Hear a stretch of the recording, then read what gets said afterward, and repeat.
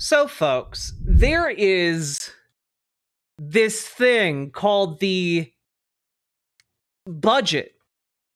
And in this budget, they're doing this thing called cutting Medicaid, approximately cutting $880 billion of Medicaid. And if this sounds familiar to you, you probably are in my chat right now and just listened to my previous segment. But I promise this is about something a little different, though related.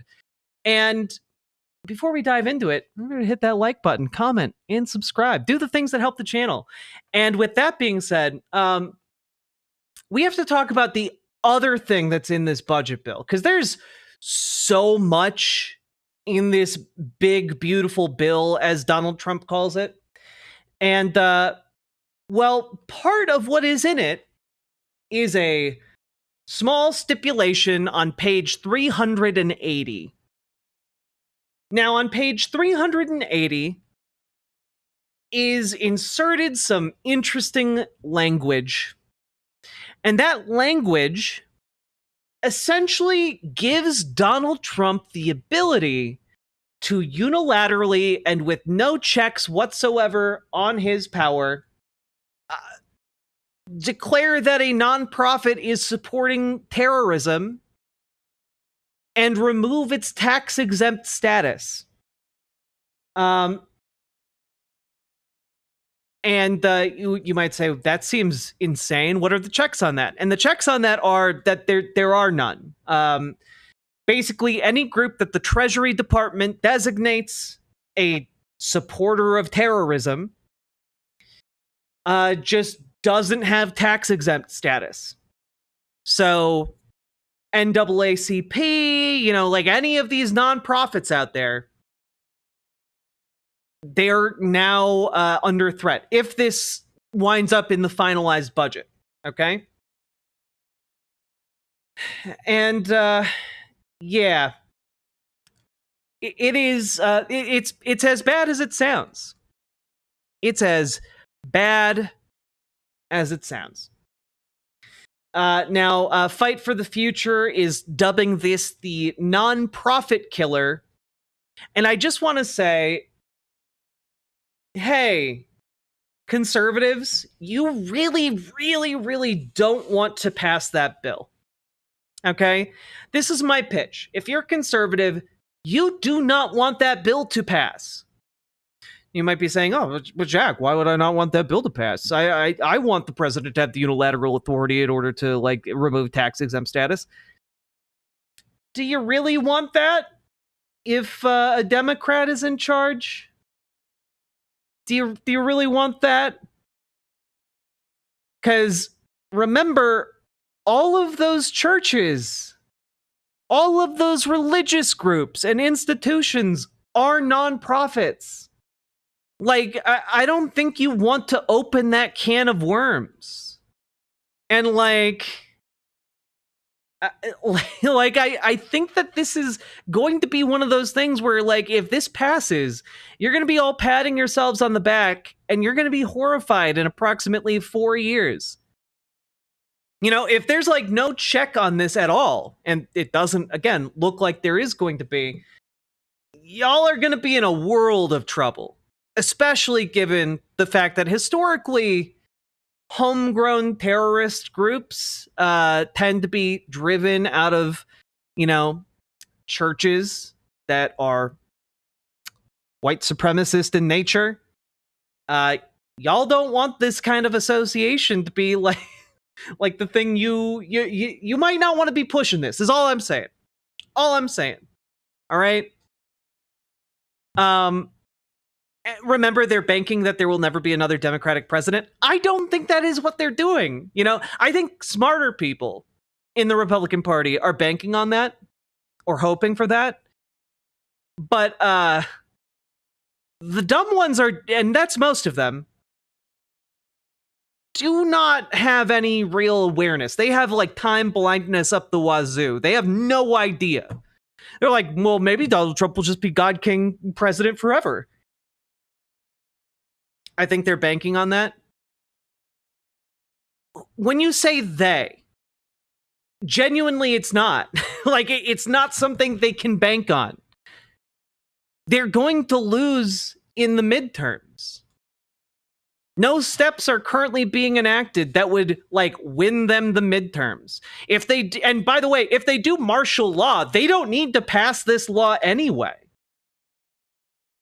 You know, like that's kind of the thing, right? Like if they're just going to cancel elections forever and only Republicans are going to be in charge, they don't need to pass this. They could just do it. So like I don't think there is long-term planning, maybe from people in like the think tank ghoul crowd, but like for Republican like voters, absolutely not. From like Republicans in Congress, nah, they're all terrified of the midterms. You know? It's why they're all still very scared about talking about the cuts to Medicaid. Everyone, the voters, politicians, the pundits from top to bottom, they're all in on fascism. They're not. I gotta be honest with you guys. I'm really sick of this shit. I feel like I have to have this conversation every stream where you guys give them so much more credit for working together as like a cohesive whole than they deserve. These people are incompetent, like numbskulls. They can barely tie their shoes. They do not have the coherence that you attribute to them. Like, they are not that smart. And you can find like individuals who are, but like when you're saying everyone's in on it from the top to the bottom, no, they're not. Your average Republican voter is like incoherent as shit. They're like, yeah, I love Bernie Sanders, but you know, I think Donald Trump is going to do all the things Bernie Sanders does. And like, that's not true. They're just incoherent morons. And like, you can be a fascist without understanding what fascism is. But like, when you're saying like, oh, their long-term plan is to not have an election in 4 years. No. They're incapable of planning that far ahead in the vast majority of these cases.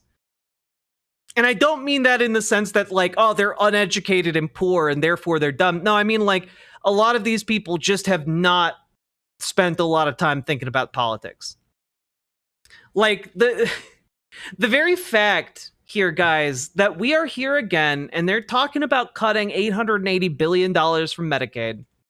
Last time they had a supermajority under Trump, they weren't able to get rid of Medicare.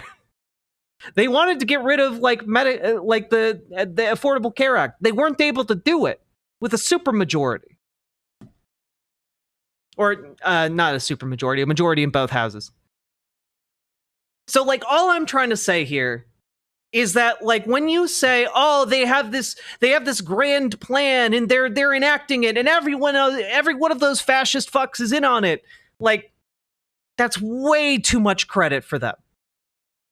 You are making them more powerful by assuming that. So stop. The thing is, they are incompetent and they might not be able to destroy democracy. Exactly. That's my argument. Based McCain Roman Emperor moment. True. I do have to give that to McCain, you know? I hated that bastard, but you know, showing up in one last act to like thumbs down his vote and save the Affordable Care Act, that was pretty funny. They literally are destroying our country within 100 days. I'm not saying the damage isn't going to be severe. All I'm saying here, guys, is like, I think maybe our democratic institutions might still be functional by the time we get through this. Maybe I'm dumb, but like, what about the Heritage Foundation, who essentially constructed Project 2025? That's why I said the only people potentially smart enough to be like thinking long-term like that are the Project 2025 ghouls, you know, the Heritage Foundation, the think tank ghouls, you know? I'm willing to give credit to like some of the Republicans who are smart enough to have those long-term aspirations. Steve Bannon, for example, one of the smarter guys on the right. He has long-term aspirations like that. The issue is the Trump administration isn't interested in that. They care too much about taking the money. They care too much about the money. They don't care enough about the fascism. And that's kind of the issue. Because you have like the fascist wing of the party, right? And then you have like the people who just want to like rob the bank. They just want to get in and get out, you know? And then you have like, you know, a small flank of like moderate Republicans, whatever's left of them. And there's like, I don't know, like 4 of them total. But like all of that is just to say that Donald Trump is just obsessed with the money. If he cared about the fascism and he was like one of the guys who believed in this fascist project, he would not be trying to screw over his base in order to take money from them. He would just be doing blatantly illegal shit that would just harm Democrats. Instead, they're doing, you know, like they're going for all of the money to give to the fellow billionaires. That's it. You know? Like, do you know how like fucking stupid you have to be to get like the Supreme Court to be stepping in against you when you're a Republican? Like, if they slow walked the fascism, John Roberts would be totally fine with most of it.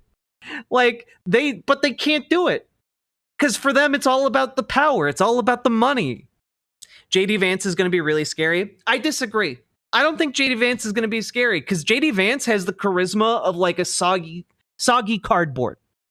You know, JD Vance is not scary to me because he does not have a cult of personality that gives one shit about him. JD Vance is like Mike Pence, where like Mike Pence is like a scary guy. Mike Pence has scary political ideas and is like a fervent, true believer in them. And that is scary. But what makes him absolutely not terrifying at all is that no one in the MAGA base gave 2 shits about him and instantly turned on him the second it was convenient. And started chanting for his death. Like, they have no loyalty to Vance or to Pence. The cult of personality is non-transferable from Donald Trump. Okay? The right isn't playing 3D chess, it's tic-tac-toe. It is tic-tac-toe, and they're making the losing moves. You know? JD Vance has the charisma of a distressingly sticky couch cushion. Very knifey duck. Thank you for the $5 dono. I very, very much appreciate that. Okay? Yeah, JD Vance can't... That's a really good point, Jenna Sparks, over in Twitch chat. JD Vance can't even order donuts like a normal person. He's genuinely like one of the least charismatic people I've ever seen. You know, like dude can't just have a conversation. Okay? Hey, Two Dad Smoochin', where you been? Literally no one else has the Riz and that's their weakness. Yeah, if other people had the Riz, they'd be using it. So all I'm saying is that like the scariest thing about Trump is that people support him, right? It's that cult of personality. If he didn't have that, he would just be like some crazy lunatic who goes on TV sometimes. And we'd all like him a lot better.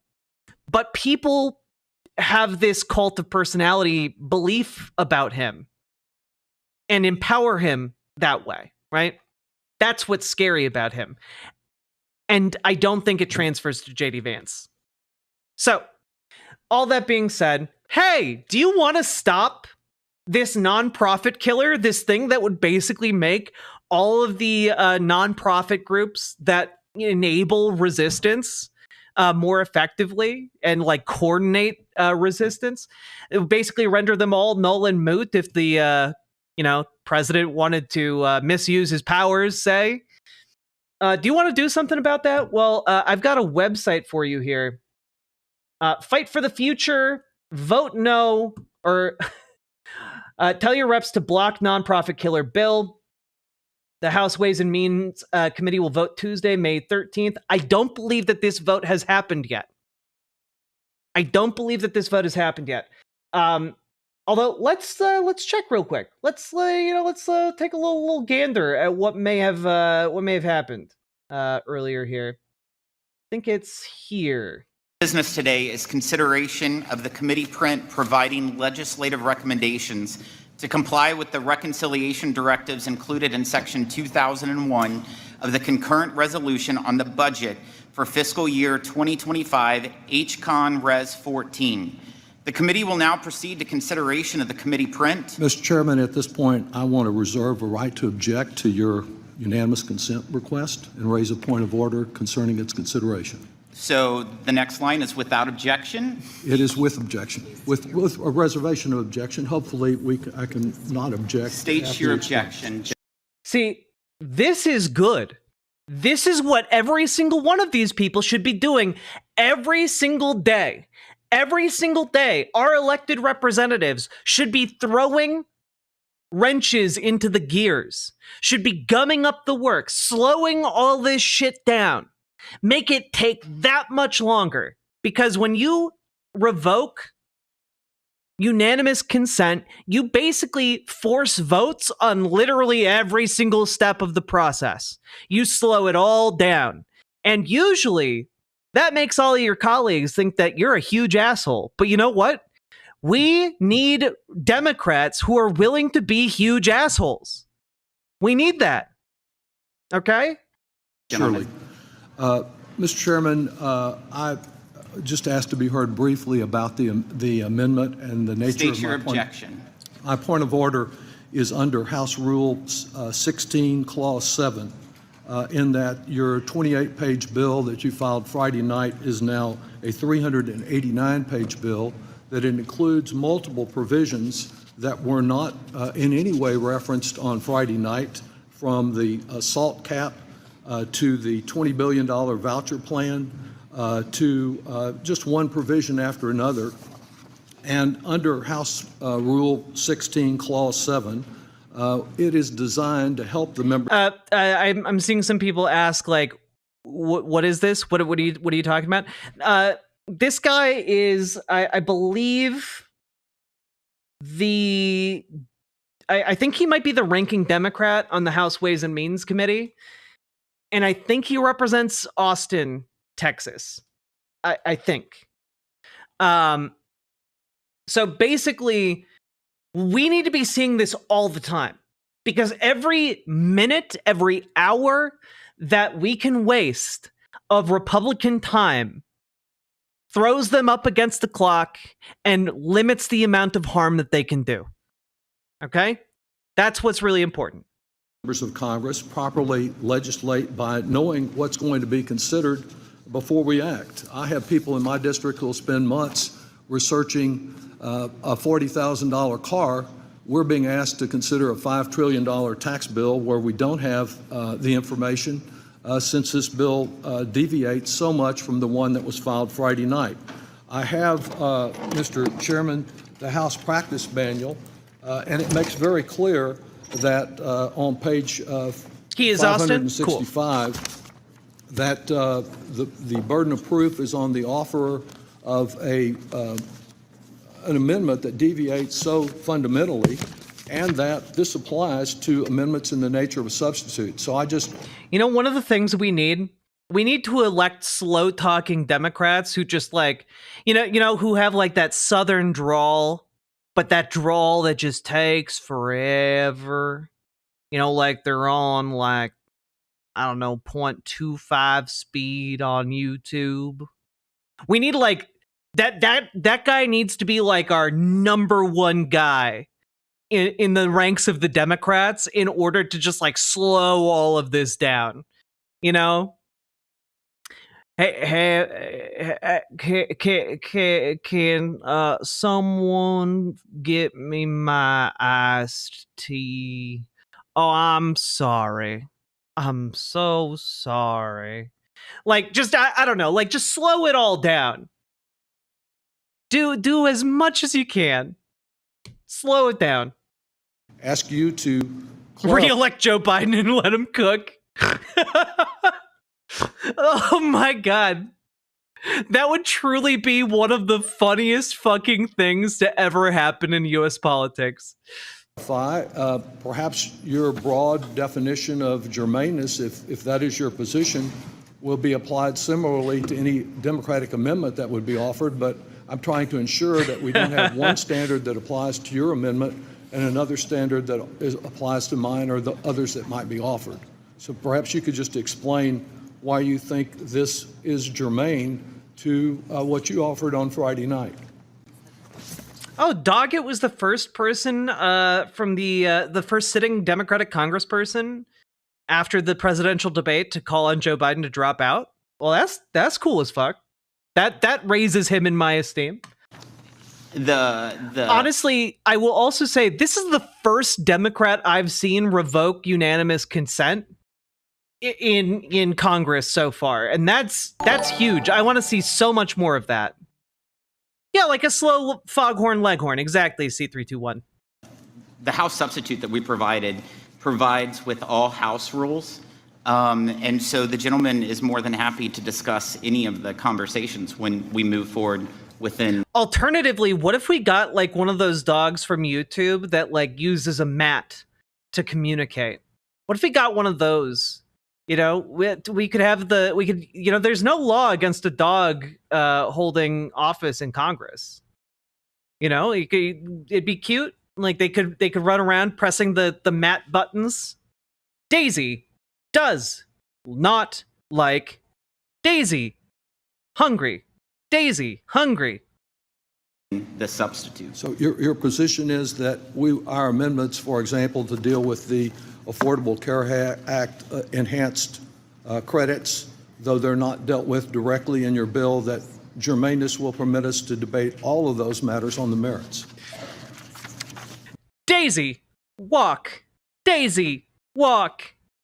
Daisy yields. Time. Belly rubs. Amy, friend. We'll consider case-by-case basis as we move forward. Sometimes your consideration tends to run a little one way. You've stated your objection. We're going to move on. All right. Well, my objection, I raise a point of order that State your point of order. The amendment in the nature of a substitute is not germane to the base bill because it includes multiple provisions, SALT, the vouchers, the denial of health care. The gentleman will suspend for a moment. Surely.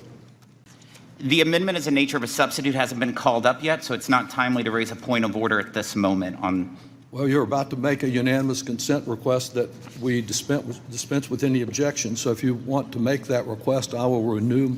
I was about to say the measure will be considered as read and open for amendment at any point if there's no objection. Are you referring to the amendment in the nature of a substitute? We are not there yet. I don't know. Okay, can I? This might not be like totally like PC of me to say. This guy gives off sassy gay vibes, and I don't know if he's gay, but like he has the sass of a gay man. When you're there, I have a reservation of objection, and it will be somewhat similar to the one I just stated. What a scamp! What a dogged scamp! Without objection, the measure will be considered as read and open for amendment at any point. At this time, I offer an amendment in the nature of a substitute, which was distributed in advance along with the green sheet explaining it. Without objection. You know, you can be sassy and not gay, but gay men have a certain sass that I don't know. The heterosexuals haven't been able to like concoct yet. The Mr. amendment. Chairman, at that point, I would reserve an objection and raise a point of order. And that is the appropriate time. Thank you very much. That is not the appropriate time. Does the gentleman wish to reserve a point of order on germaneness? I reserve a point of order under the House rule that I cited, hoping that we can comply with the rules, or if you're adjusting the rules, that it will apply the same to Democrats as Republicans. House Rule 16, Clause 7. The committee is complying with all House rules, and we will continue to comply with all House rules. Mr. Chairman, you're not Captain Sassy, stop. complying with House Rule 16, Clause 7, which applies to amendments in the nature of a substitute of this type. And it's obvious from your expansion. This is what we need, by the way. Like, I know that for a certain kind of person, for like a lot of people, right? Like, this is some eye glazing shit, right? But this type of like procedural, like goading and sticklering here, we need it. We need so much more of it. Spend your time doing this and like shit talking Republicans to their faces about how their bill is going to kill like industry in your town or like, you know, kill your constituents. You know, like that. We need like gum up the works and use the time while they're like trying to ungum it to like shit talk them. This is how you play goddamn politics with some hardball. From 28 pages to 8. Would the gentleman suspend? Surely. Does this guy just need someone to like feed him, I don't know, procedural bylaws? Is that her job? I don't know. Paulie has his cracker. I think you might be a little sassy. After I read this next line, the gentleman would have the opportunity to make the objection. So, Sorry to jump or the gun, to but raise it's the point of important. order and germaneness. Without Sorry to jump the gun. I'm just such a young whippersnapper. I couldn't hold it in. I'm so eager. objection, the amendment in the nature of a substitute shall be considered as read, open for amendment at any point, and considered base text for purpose of amendment. Mr. Chairman, at that point, I would reserve an objection and raise a point of order. This is the time you need to raise it, not reserve it.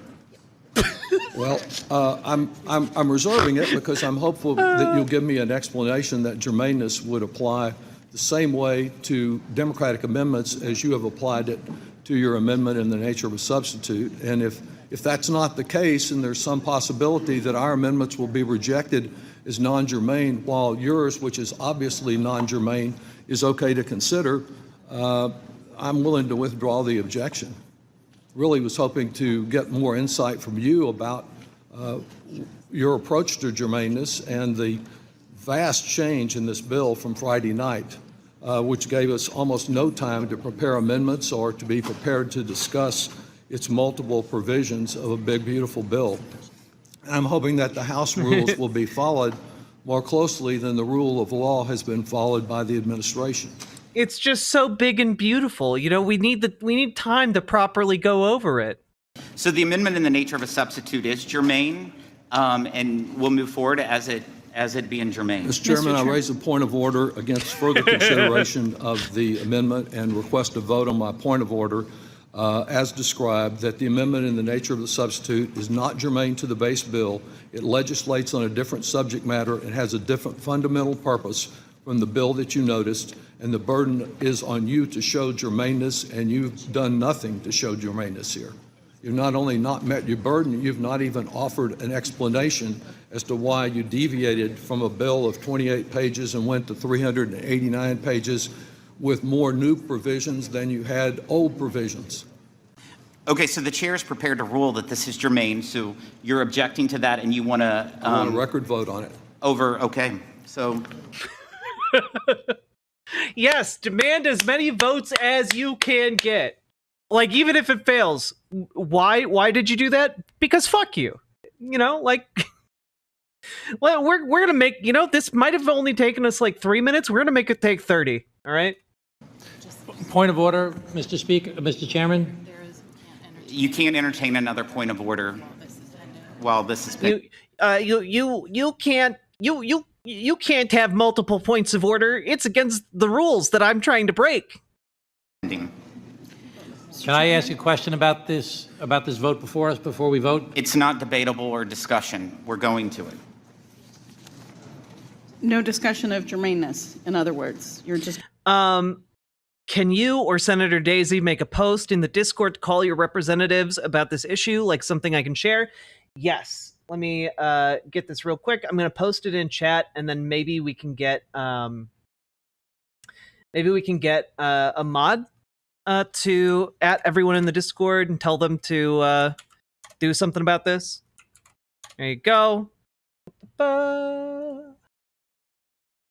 Going to rule on germaneness Hello? with no discussion Does of the germaneness? gentleman wish to be heard on his point of order on germaneness? I do. Proceed. Oh, well, thank you very much. Mr. Chairman, I believe you are taking a very expansive Thanks, view Erica. of germaneness when you add multiple provisions that are wholly unrelated to the 28 pages that you presented us on Friday evening. That Friday evening presentation seemed to be designed to minimize scrutiny of what you were doing. but not included in that 28 pages is any mention of assault whatsoever. Oh, what is germane? Germane is just like relevant. It's like another word for relevant. It's just like a more official word for relevant in this particular context. Essentially, this guy's saying like you had a bill that was 28 pages long, and then you came back with a 380 page bill, and like that seems like you deviated from the relevant parts of the bill by adding 250 some pages to it, or 350 some pages rather. And so like yeah, basically he's trying to say, yeah, this is a whole lot of horseshit. You deviated from the norm, and we want to delay this so that we have time to like look at what's actually in there, because we were expecting a 28-page thing. A matter that seems to have gendered some discussion in not only the Democratic caucus, but in the Republican caucus. Your expansive definition includes an entirely new $20 billion voucher system that seems to encourage parents to abandon our public schools. You help throw millions of Americans out of their health plan. You repeal all the renewable energy credits. That was not in Friday night. I have heard of adolescents. Which have been generating so many new jobs, especially in Republican districts. You've given the Trump administration dangerous new authority to impose capital punishment on nonprofit universities, civic, and charitable organizations. And you have established a new category of tax-preferred savings accounts, which were not in the base bill. House Rule 16, Clause 7 is designed to help all of us on both sides of the aisle, as members of Congress, be prepared to legislate. It's designed to prevent hasty, ill-considered decisions. You know, Mr. Chairman, last Tuesday, it was Speaker Johnson himself who said that the legislation that we're considering right now would, quote, be the most important, the most consequential legislation that we'll ever be involved in our lifetimes, and arguably one of the biggest in the history of Congress. Yep. Shouldn't a matter of such importance, according to the Speaker, be in full compliance with the rules of the House of Representatives? At such a momentous measure, we ought to be complying with the House rules, and the precedents are clear. Under the House, there have been bills brought to the floor that have been rejected because they did not comply with the House rules. On Friday night, you set out what we were supposed to be prepared to legislate on Tuesday, and then hours ago, you totally altered it. If, as you and the President have been describing it, this is one big, beautiful bill, I have to say it's certainly hidden beauty. You certainly didn't want anyone admiring the flawless beauty very closely.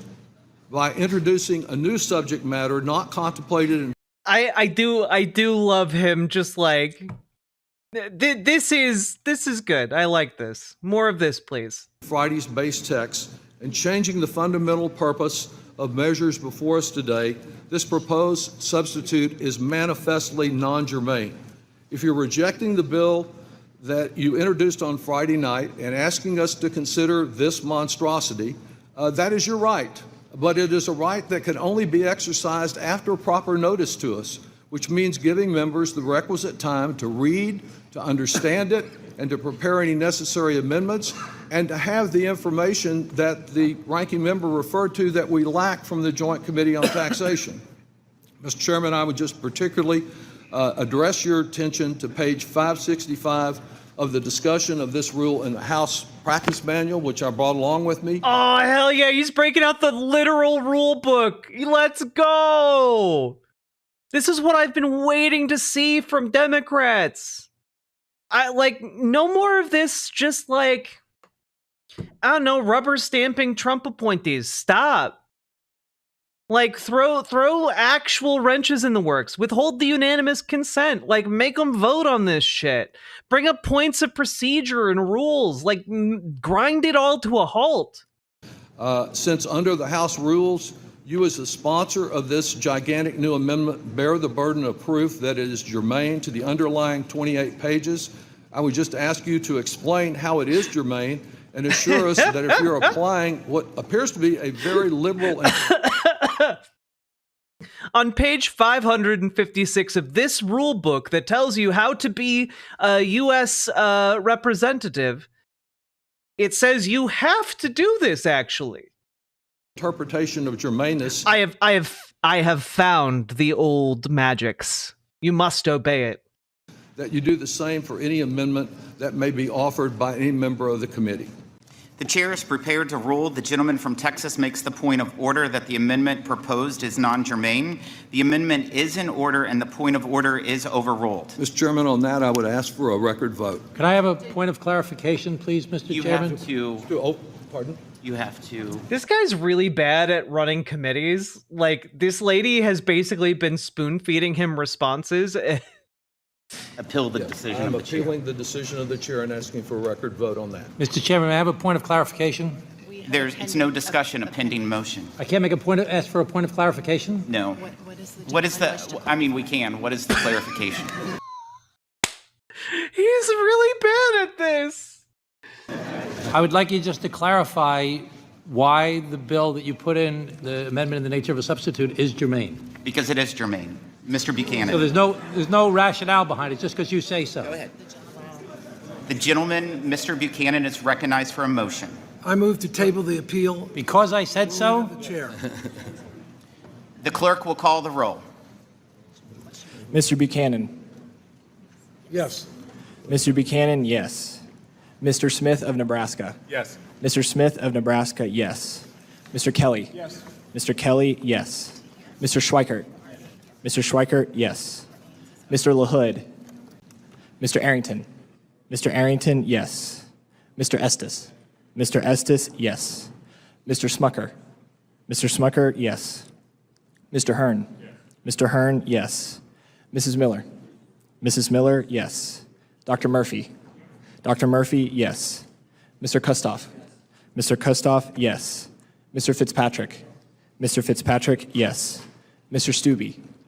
Mr. Stubbe, yes. I refuse to acknowledge that these people are real. These names aren't real. Ms. Tinney. Ms. Tinney, yes. Mrs. Fishbach. Mrs. Fishbach, yes. Mr. Moore. Mr. Moore, yes. This is on a point of Ms. order, Van Dyne. Kalen. Ms. Van Dyne, yes. Mr. Feenstra. Mr. Feenstra, yes. Ms. Maliotakis. Ms. Maliotakis, yes. Mr. Carey. Mr. Carey, yes. Mr. Yakum. Hey, Malachi. Mr. Yakum, yes. Mr. Miller. Mr. Miller, yes. Mr. Bean. Mr. Bean, yes. Mr. Moran. Bean. Mr. Moran, yes. Mr. Neal. Mr. Neal, no. Mr. Doggett. Mr. Doggett, no. Mr. Thompson. Mr. Thompson, no. Mr. Larson. Mr. Larson, no. Mr. Davis. Mr. Davis, no. Ms. Sanchez. Ms. Sanchez, no. Ms. Sewell. Ms. Sewell, no. Ms. Delbene. Ms. Delbene, no. Ms. Chu. Ms. Chu, no. Ms. Moore. Ms. Moore, no. Mr. Boyle. Mr. Boyle, no. Mr. Byer. Mr. Byer, no. Mr. Evans. No. Mr. Evans, no. Mr. Schneider. Mr. Schneider, no. Mr. Panetta. Mr. Panetta, no. Mr. Gomez. Mr. Gomez, no. Mr. Horsford. Mr. Horsford, no. Ms. Plaskett. Ms. Plaskett, no. Mr. Swazi. Mr. Swazi, no. Mr. LaHood. Chairman Smith? Yes. Chairman Smith, yes. God. See, this is why you want to make them vote on The clerk everything. will report the vote. The yeses are 25, the nos are 19. There being God, what an asshole. But see, like, this is from 5 hours ago, right? From Forbes Breaking News. It's considered like newsworthy when Democrats like throw one wrench into the works and force one vote. That took 16 minutes of their valuable time. 16 minutes they could have used to make things worse for everyone in America. You know, there are 19 Democrats on that committee. I'm just throwing it out there. What's 19 times 16? Just out of curiosity? Anyone can do the math real quick? That's 304 minutes You could take 5 hours every day if each one of those members on that committee raised points of order like that. You could waste 5 hours of their day every day by raising points of order like that. I'm just throwing it out there. Do it. Do those things. All right? 5 hours of their day, every day, you meet in that commit. Do it. Literally millions of lives depend on you stopping this bill. That was just the point of order, Disthrun. The bill is not being passed. I mean, they're trying to pass it, but like that was not the vote on whether or not the bill is going to be passed. I would be such an obstructionist. Like, also Democrats, you don't need to wait on anybody's permission. You could just do it. Like, you don't need Chuck Schumer to sign off on it. You don't need Hakeem Jeffries to sign off on it. Be the asshole you want to see in the world. Hold it all up. This is just a committee. They're all doing parts of the budget. I know. Also, the committee doesn't generally meet all day. If you're taking up 5 hours of the committee's time every day, do something. Because you know what? People are out here, we're scared, and more importantly, people are aroused. I haven't seen people so aroused in a very, very long time. We're very aroused right now, and not in the fun way. All right? Like, we've got like awful things happening with this nonprofit killer like addendum that they just threw in there at the last minute. But also, can we just like take one moment and talk real quick about how press is talking about this budget bill? Because it's insane, right? Like, here is the coverage from Politico, ostensibly Politico, an outlet that is supposed to be covering news related to politics and talking about like, hey, what's going on in politics, right? This is one of the worst headlines on this budget bill that I've ever seen. Average earners' tax bills would fall under House tax package, forecasters say. And it's just like, why are you glazing a bill that is going to cut hundreds of billions of dollars from systems that keep tens of millions of Americans alive? 35 million children alive. Like, stop it. Like, yeah, your tax bill is probably going to go down because of this budget bill, but it's all a distraction because the biggest amount of tax decrease is going to the billionaires. They're giving the overwhelming majority of that $880 billion to the richest motherfuckers on the planet. All right? If you are leaving that out of your coverage, if you are leaving it out of your coverage that, oh, yeah, this is going to blow a hole in the federal budget, like the way Goku blew a hole in the moon, okay? Did Goku blow up the moon? Was it Piccolo? I don't care. Either way, like, it's insane to me. Especially because, hey, when I said it like a hole in the moon, here's at least at the Hill, Republican tax bill would add $3.7 trillion to the national deficit. And the crazy thing is, I was going to show you guys the CBS article, but like it has like a pop-up that keeps me from actually like showing you the info that I wanted to show you guys.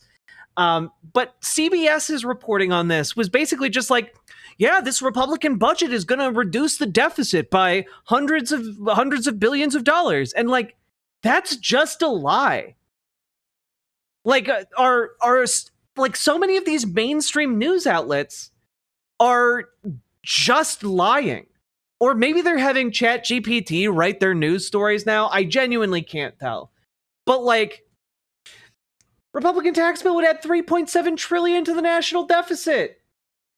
That fits within the parameters laid out by the budget blueprint Congress adopted earlier this year, which allowed the House Ways and Means Committee up to $4.5 trillion for changes that would increase the deficit. All of the Republicans for the last several months have been talking about how, oh, the deficit, we've got to cut Medicaid because of the deficit. We'll just be in so much debt if we don't cut Medicaid. It's the reason we need to cut it. And yet, wow, what's crazy to me is now we're finally here, and now they're saying, yeah, we're going to cut Medicaid, and actually the deficit is going to grow by like $4 trillion. Except wait, because there are other groups who have crunched the numbers. Here's the Committee for a Responsible Federal Budget. Permanent Ways and Means bill could add $5.3 trillion to deficits. They are liars. They are liars. Okay? And you guys need to like let every single person you know that like this budget bill increases our national debt. It steals from the poorest people in society to give to the rich. It is going to cut tens of millions of children off of medical care. It is going to cut tens of millions of people with disabilities off of their medical care. It is horrific. Wait, why cut it then? Because they don't want that money going to the poors. They want it going to the wealthiest people in the world. And the thing is, when you allow poor people to have medical coverage, it actually helps the economy. When you just give hundreds of billions of dollars to the wealthiest motherfuckers on the planet, it actually generates no net benefit for society. We know that because guess what? Donald Trump did exactly that last time he was in office, and it didn't help our economy worth shit. So, like, it's literally just a sheriff of Nottingham. They're stealing from the poor to give to the rich. That's it. Like, why do it? Because fuck the poor. You know, we've got to take their pennies out of their tin cup in order to give it to the sheriff of Nottingham so he can have like a fifth yacht.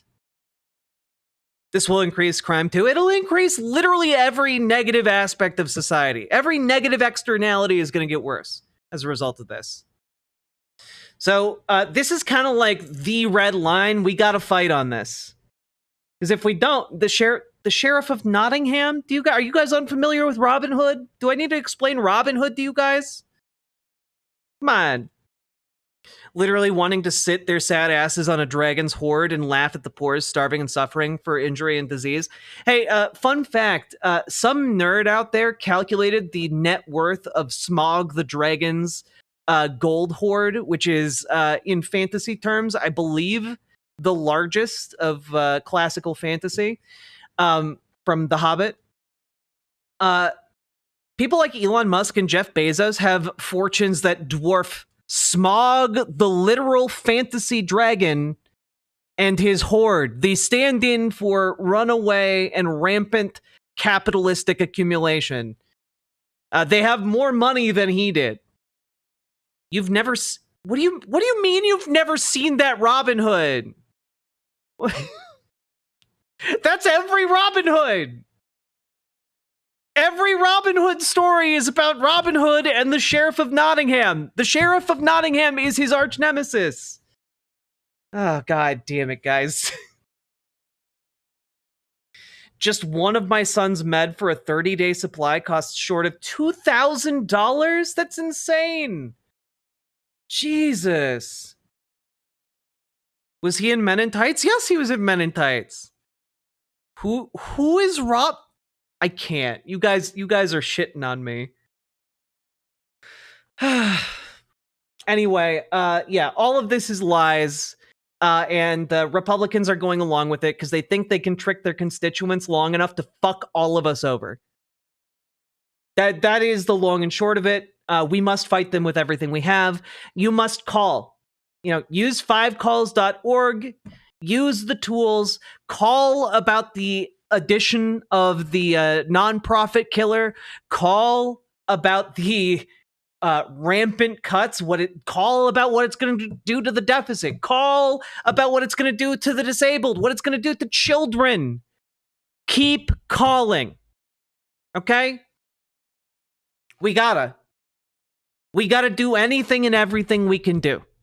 Riverboat deck is coming to town. All the viewers gather round. Twitch and YouTube and swishy streams. All that content is bursting the seams. Politics, dating, plenty more. Your sense of fashion you'll adore. So grab your stuff.